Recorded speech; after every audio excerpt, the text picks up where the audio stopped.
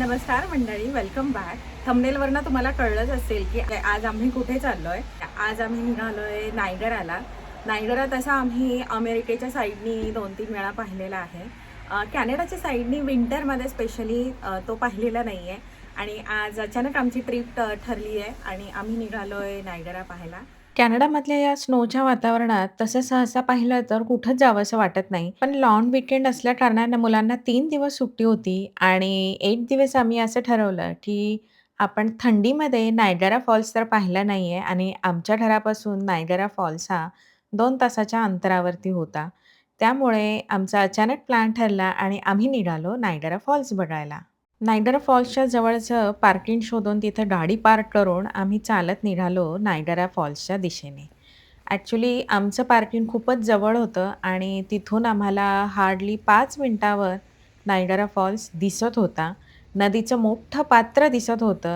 जानेवारी आणि फेब्रुवारीमध्ये स्पेशली लोकं थंडीमधला नायगरा धबधबा पाहण्यासाठी येतात. कारण हेच असतं, की थंडीमध्ये हा धबधबा बहुतांश गोठतो आणि त्यामुळे तो इतका सुंदर आणि निसर्गरम्य दिसतो. नायगरा धबधबा हा कॅनडा आणि अमेरिका या 2 देशांच्या बॉर्डरवर असलेला सर्वात जगप्रसिद्ध आणि डोळ्याचं पारणं फेडणारा धबधबा आहे. आता सध्या कॅनडामध्ये स्नो पडायचं जरी कमी झालं असलं, तरी अजून तापमान हे मायनस टेम्परेचरमध्येच आहे. त्यामुळे इथला बर्फ वितळायला नक्कीच थोडा वेळ जाईल, पण आता थोडंसं हळू पॉझिटिव्हमध्ये टेम्परेचर यायला लागलंय. आणि आता हे जे दिसतंय, हे आहे नायगरा नदीचं मोठं विस्तृत असं नदीचं पात्र आणि मध्ये-मध्ये अर्थातच तो जो आहे तो बर्फ आहे. पाणी गोठलेलं आहे हे सगळं संपूर्ण आणि त्यामुळे त्याचा व्ह्यू असा दिसतोय. पण हे पूर्ण पाण्याचं मोठंच्या मोठं पात्र आहे आणि इथून फॉल हा सुरू होतो. स्नोमॅन कसे केलेत छोटे-छोटे. क्यूट. नायगरा धबधबा हा केवळ एक धबधबा नसून हा 3 धबधब्यांचा एकत्र असा समूह आहे आणि आज जो मी तुम्हाला दाखवणार आहे तो आहे हॉर्सशू फॉल, जो आपल्याला कॅनडाच्या साइडनी त्याचा फ्रंट व्ह्यू दिसतो म्हणजे इतकं सुंदर दिसतं ते जवळून पाहताना, जे अमेरिकेच्या साइडनी अजिबात दिसत नाही. इथे प्रत्युष मात्र स्नोचे बॉल्स बनवून तो पाण्यात फेकायचा त्याचा सेपरेट एक गेम चालू होता आणि तो तसाच खेळत होता. मुलांना स्नो दिसला की खेळावसंच वाटतं. तर ह्या नायगरा फॉल्स धबधब्याच्या बाजूने पूर्ण एक रस्ता आहे, वॉकिंग पाथ केलेला आहे, की तुम्ही हा धबधबा पूर्ण चालत साईडनी फिरू शकता, सुंदर फोटो घेऊ शकता आणि तुम्ही पाहताच आहे इथे किती गर्दी आहे. कारण नायगरा फॉल्स हा अमेरिकेच्या साईडनी पहा किंवा कॅनडाच्या साईडनी पहा आणि कुठल्याही सीझनमध्ये तो पाहता येतो. विंटरमध्ये एवढंच असतं, की ज्या पाण्यामध्ये चालणाऱ्या बोट असतात, त्या विंटरमध्ये बंद असतात. नाहीतर उन्हाळ्यामध्ये कॅनडा आणि अमेरिकेच्या दोन्ही साइडनी ह्या सिटी बोट चालू असतात. इथपर्यंत आल्यानंतर आम्ही जागा शोधत होतो, की आपल्याला कुठून छान नायगरा फॉलचा व्ह्यू दिसेल आणि आपण छान फोटो घेऊ शकतो. आणि तुम्ही इथे पाहू शकता रेलिंगवर आणि त्या भिंतीवरही पाण्याचा बर्फ झालेला आहे.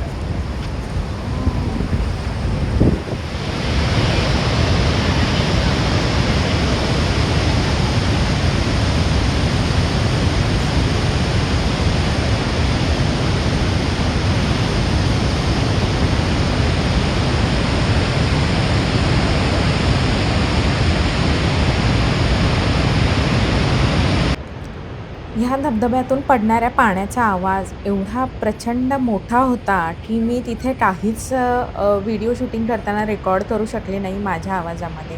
त्यामुळे मला पूर्ण व्हिडिओ हा व्हॉईस ओव्हर करावा लागला. पण हा व्ह्यू इतका सुंदर होता, की कॅमेऱ्यामध्ये आणि रिअलमध्ये खरंच खूप फरक आहे.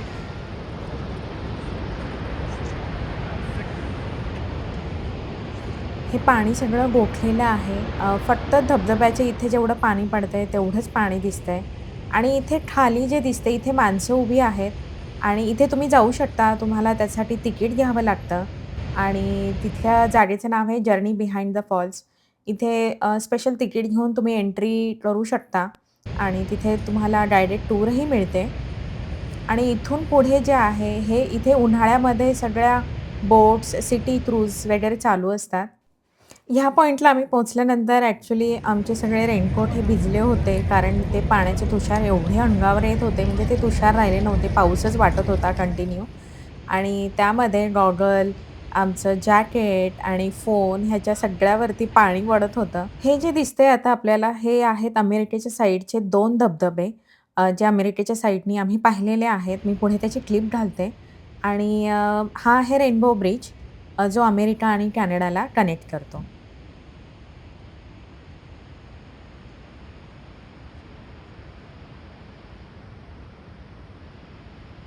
जसं मागच्या क्लिपमध्ये तुम्ही पाहिलं हे पाणी पूर्ण थंडीमध्ये गोठतं, तेच समरमध्ये ह्या रंगाचं दिसतं. अगदी निळसर हिरव्या रंगाचं पाणी दिसतं आणि आम्ही अमेरिकेत असताना ही बोट राईड केली होती आणि अमेरिकेच्या साइडनी ह्या बोट राईडला नाव आहे मेड ऑफ द मेस्ट.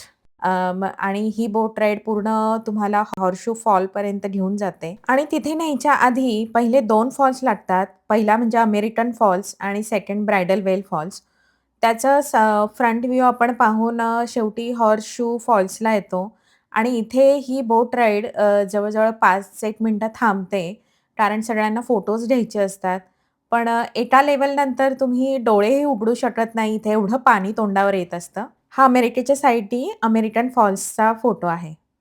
अमेरिकेच्या साइडनी बोट राईड करणाऱ्यांना निळे पोंचो दिले जातात म्हणजेच रेनकोट आणि कॅनडाच्या साइडनी बोट राईड करणाऱ्यांना असे लाल कलरचे पोंचो दिले जातात. तर नायगरा धबधब्यातनं दर सेकंदाला एवढं पाणी खाली पडतं, की त्या फॉल्सचा वापर करून मोठ्या प्रमाणात जलविद्युत म्हणजेच हायड्रो इलेक्ट्रिक पॉवर निर्मिती केली जाते. ह्या फॉल्सच्या वाहणाऱ्या पाण्याचं प्रमाण हे मानव नियंत्रित आहे आणि त्याला कमी जास्त करू शकतात. इथल्या थंडीचा टुरिस्टवर अजिबात परिणाम होत नाही. थंडी असो किंवा समर इथे टुरिस्ट हमखास असतात आणि थंडीमध्ये विशेषतः निगेटिव्ह टेम्परेचरमुळे हे पाणी गोठतं आणि ह्या गोठलेल्या पाण्यामुळे ह्याचा व्ह्यू एखाद्या बर्फाच्या शिल्पासारखाच, एखाद्या म्युरलसारखा दिसतो.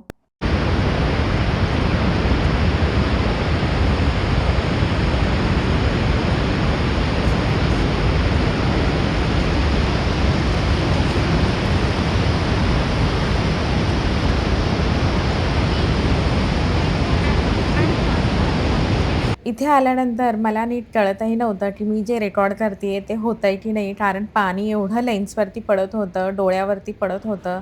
त्यामुळे काहीच कळत नव्हतं. अक्षरशः पाणी नाही ते पाऊस येतोय असंच वाटत होतं. आज आमची एक बकेट लिस्टमधली एक इच्छा पूर्ण झाली. थंडीमध्ये नायगरा पाहण्याची खूप इच्छा होती आणि आज ती मलाही तुम्हाला दाखवता आली याचं मला खरंच खूप आनंद आहे. आणि हे दृश्य अगदी जादुई दृश्य आहे.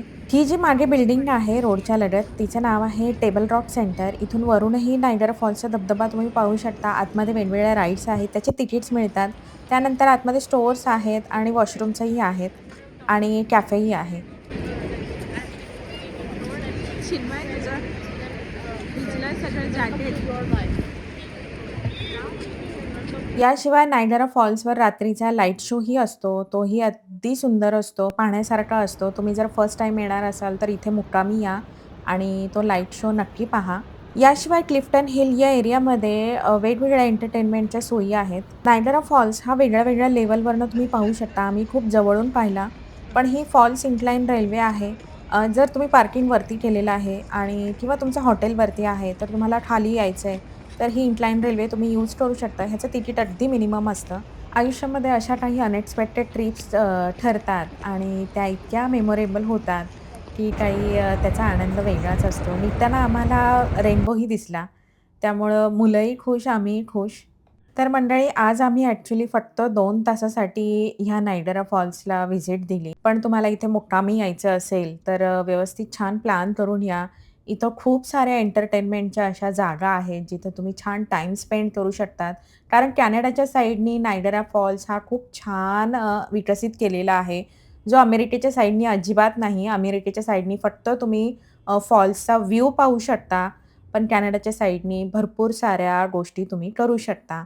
आणि आजचा व्हिडिओ आवडला असेल तर चॅनलला नक्की सबस्क्राईब करा. आपण भेटूया अशाच एका नवीन व्हिडिओमध्ये. तोपर्यंत बाय बाय.